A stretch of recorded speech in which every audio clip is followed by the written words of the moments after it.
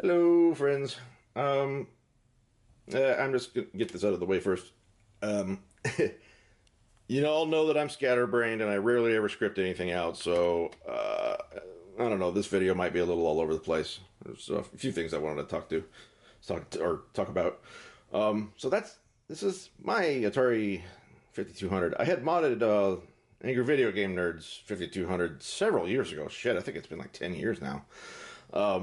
And I was really happy with the AV mod at the time. So they had actually sent me this 5200 for Christmas one year. I was like, oh, and he goes, yeah, it sounded like you were interested in it. So here we have our extra one. It's all yours. Like, sweet. I didn't have any working controllers, but I did at least get the power mod out of the way. That's probably the first thing you should do. So you don't have to deal with that sparking RF box, right? And no, just a regular ass, plug in a 2.5 inch or whatever, or millimeter rather,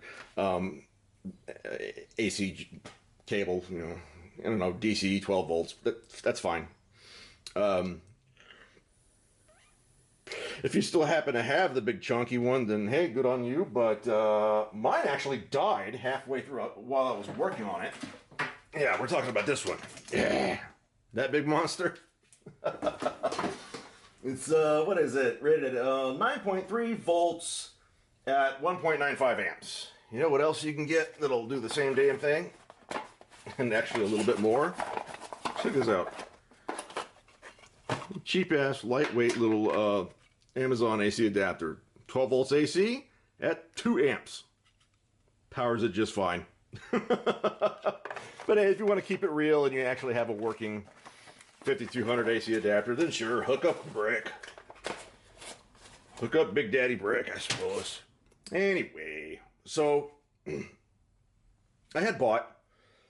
I was so happy with the mod, with how it turned out, that I bought another one for myself. I was like, I'll install this someday.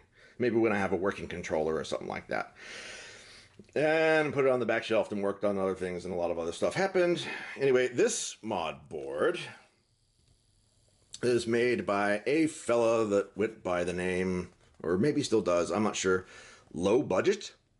This is a low budget version 2.1 5200 mod board. And it works excellent. It is beautiful. It outputs a beautiful picture in both composite and S-video.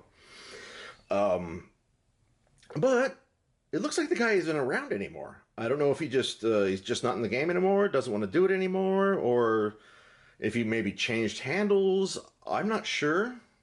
He used to be active on the Atari Age forums. I haven't really seen or heard much from the guy since. And his website for the install instructions for these things, it's gone. It's completely gone. The only way to find it now is through a Wayback Machine. So I took the liberty of archiving that locally. I don't want to lose that information. It's good information. Now I was thinking, like, man, what if I could catalog all the parts on this thing, and because I would love to keep it alive if the guy isn't making them anymore. I could literally poke around with a multimeter and basically rebuild the schematics, and then have boards manufactured and populate the boards, and like, hey, check it out, 5200 AV mod boards for anybody who wants them. I just like building them. I'd probably just give them away. But I have learned since then about a little something called the UAV. It was the ultimate Atari video mod board, I guess, done by oh gosh, who were they called? The Brewing Academy. Yeah, they do AV mods for all of them. The 2600, 5200, 7800. So I'm like, well, I'd kind of be wasting my time, wouldn't I? Because even after you buy all the parts necessary to populate one of these boards, you end up spending about $25 with shipping and all that, and I'm pretty sure that's about what those damn UAV boards cost. So it's like, do you want to pay the same, if not more, and then put more work into it? Yeah, that sounds like it makes sense. I was like, yeah, okay. Now, I don't know how this compares to the UAV. I really don't. I've never messed with one. I can't speak to it. I don't have one yet. Anyway, I would like to test one. Um, but I do know the signal coming out of that is fantastic. Unfortunately, they no longer exist. I would like to rebuild them if there's a good reason to. Then I'll look into doing that. Um, and yeah, the whole UAV thing. I really wish I had known about that beforehand because there's I've also been modding a Atari 2600 and 2800. Yes, 2800, or known in the States as the Sears Video Arcade 2 or something like that. It's basically just a 2600, but it's gussied up. It's got 4 ports on the front instead of the usual 2 in the back, and it has a special controller that is both a joystick and a paddle controller at the same time. I've never used one before, but it looks pretty dope, and I want to kind of try it. So, anyway, my dumb ass, I'm like, I didn't even think about the UAV boards or mods at the time. I'm like, I'm just going to recreate what I already know works pretty well. And all this. So the 5200, believe it or not, I do finally have a working controller. I did have to drop $50 on eBay for it. They're like, we promise this actually does work. It's been refurbished and rebuilt, completely rebuilt and all that. I'm like, all right. Well, I want at least one working controller so I can, before I get into this. Let me just show you what it looks like. I'll get some proper capture, like directly into the computer capture here in a bit. But for right now, just take a look at it. And this is just composite. This is just composite video. It's pretty. I don't have the S video hooked up right now, but that's even cleaner. Check this out. I can't believe it. A working 5200 controller. Yeah. Oh, yeah. Well, anyway. It was just for demonstration anyway. I'll get some proper captures here in a minute. All right. Let's get some footage.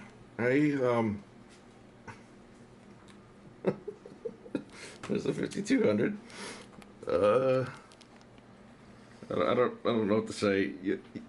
Yes, I do actually live like this.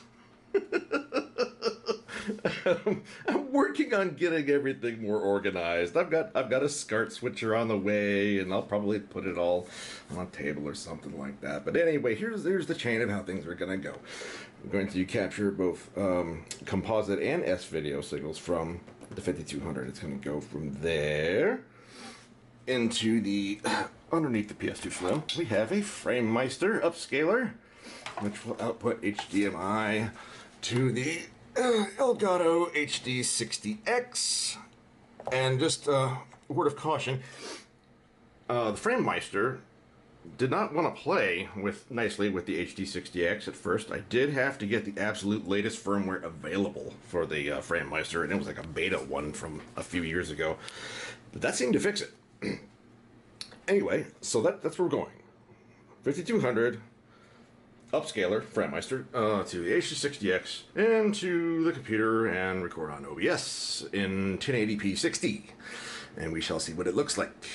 I'm gonna start with Joust. Well, first we got to get inside of the computer.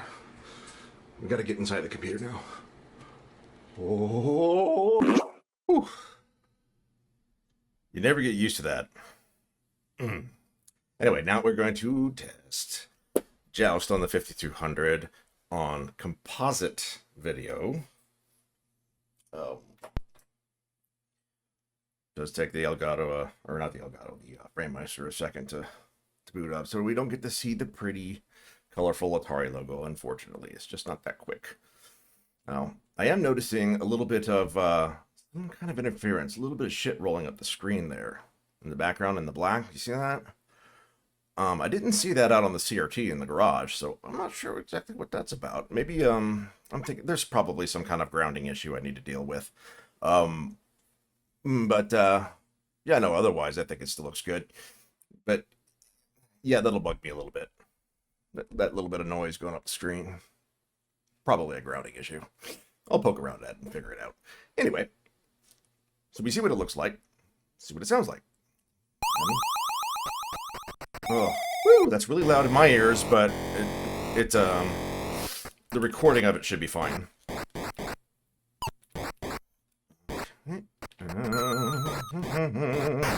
Yeah.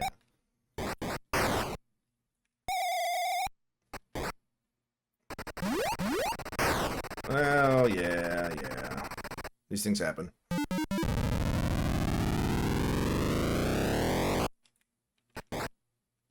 Okay. Good enough. Now, let's switch over. Screw it. Let's switch over to S-Video. Hey, now that is the same game over S-Video.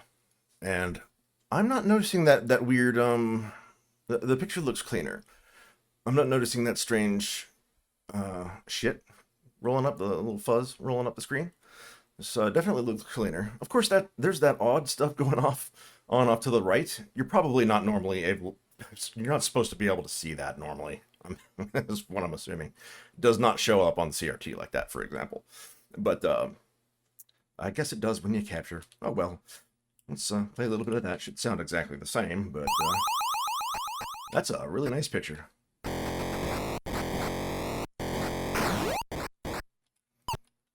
Alright. Not a whole lot of color in this game. We'll address that in a moment.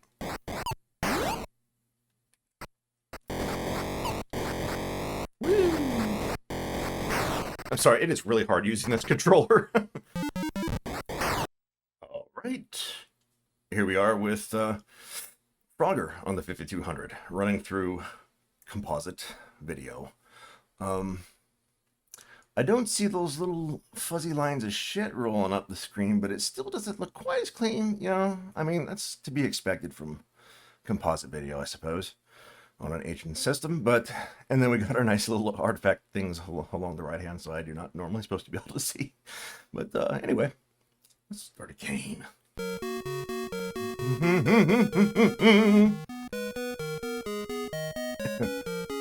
Okay. Oh, yes. Oh my god.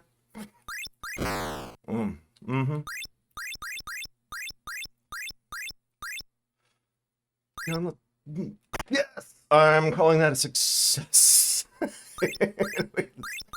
Let's switch over to, let's not waste any more time. Let's see what S-Video looks like.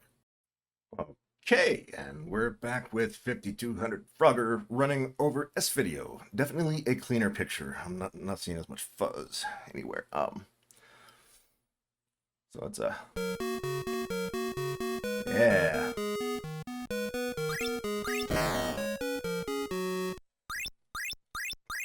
Okay.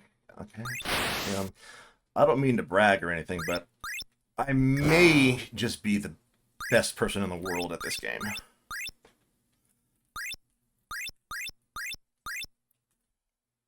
See, I already beat the game. Okay. Back yet again with some Super Breakout. I'm not seeing much in way of those. Oh, yeah, no, it's kind of still there. I don't even know if you can see it, but after this gets rendered out and compressed and all that, but there's still a little bit of fuzz rolling up the screen. Anyway. This is probably something much better played with the, oh yeah, this is like not properly calibrated or centered. Better played with the trackball controller. I do have a trackball controller, but of course it's broken and needs repair. I just wanted to test the analog functions of the, just the regular junky controller. And it seems to be working. So, that's good at least. Really like to get that trackball controller fixed. Really wish I could get that colorful Atari logo when it's booting up, but it just takes the FrameMeister a little too long to recognize the signal. That sucks. I know the the current hotness, I guess the what is it, the RetroTink 5X or whatever, is supposed to be a lot quicker at recognizing a signal, so you'd probably get that. But I mean, the FrameMeister still works, so I'm not just going to go out and buy one for that reason. Oh, man, that's as far as I can go to the right. These controllers are great.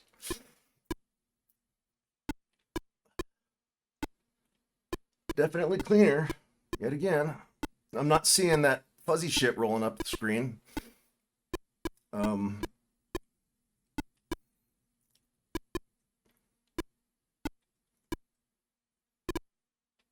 Yeah, well, you know how Breakout works.